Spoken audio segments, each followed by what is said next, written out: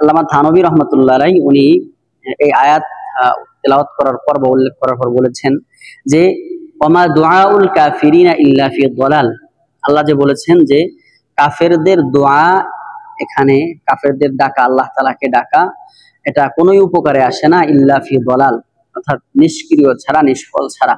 তো এইখানে আল্লামা থানভী রহমতুল্লাহ আলাইহি উনি বলেন যে দেখুন, কাফেরদের আল্লাহ তাআলাকে তারা যে ডাকবে বা দোয়া করবে, এটা দুনিয়ায় কাফেরদের দোয়া আল্লাহ তাআলা, যদি কোনো কাফেরও আল্লাহ তাআলাকে ডাকে, তার দোয়া আল্লাহ তাআলা কবুল করবেন, তার ডাকে সাড়া দিবেন।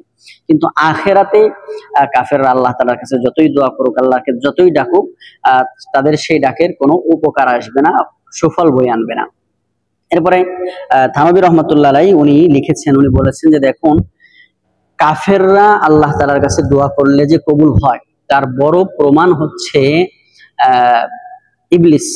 যে ইবলিস শয়তানের চাইতে বড় কোনো অপরাধী তো নাই, কিন্তু ইবলিস শয়তান আল্লাহ তাআলার কাছে অযৌক্তিক কিছু চাওয়ার পরেও আল্লাহ তাআলা তাকে দিয়ে দিয়েছেন।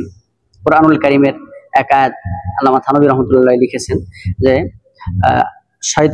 ইবলিস শয়তান যখন আল্লাহ তাআলার কাছে বলল যে আল্লাহ, আমাকে আপনি একেবারে কিয়ামত পর্যন্ত হায়াত দান করেন, কিয়ামত পর্যন্ত হায়াত চাওয়া, তো আল্লাহ পাক রব্বুল আলামিন বললেন যে ইন্না মুনজিরিন, ঠিক আছে, ইন্নাকা মিনাল মুনজারিন, যে তুমি যেটা দাবি করেছো, যেটা চেয়েছো, কিয়ামত পর্যন্ত হায়াত, যাও, ঠিক আছে, তুমি যেহেতু আমার কাছে চেয়েছো, আমি তোমাকে দান করে দিলাম। তো থানভী রহমতুল্লাহ বলেন যে দেখেন, ইবলিস শয়তানের মতো এত বড় পাপিষ্ঠ অপরাধী, সেও আল্লাহর কাছে কিয়ামত পর্যন্ত হায়াত চাওয়ার পরে আল্লাহ তাআলা তার দোয়া কবুল করেছেন। এজন্য দুনিয়ায় যদি কোনো কাফেরও আল্লাহ তাআলার কাছে সাহায্য চায়, তাহলে কাফেরকেও আল্লাহ তাআলা দান করেন, কিন্তু আখেরাতে আল্লাহ পাক রব্বুল আলামিন কাফের বেঈমানের কোনো কথাই শুনবেন না।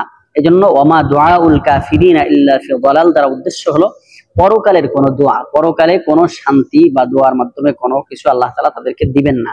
তাহলে সম্মানিত উপস্থিতি, আমাদের একটা বিষয় বোঝা দরকার খুব ভালোভাবে, সেটা হলো যে আল্লাহ পাক রব্বুল আলামিন কত দয়ালু, কত দয়াবান, যে তিনি তার নাফরমান যে তাদের ডাকও শ্রবণ করেন। তাহলে আমরা যারা ঈমানদার আছি, আল্লাহর খাঁটি বান্দা, আমাদের কথা তো অবশ্যই আরো বেশি শুনবেন। এজন্য সব সময় আল্লাহ তাআলার কাছে দোয়া করা।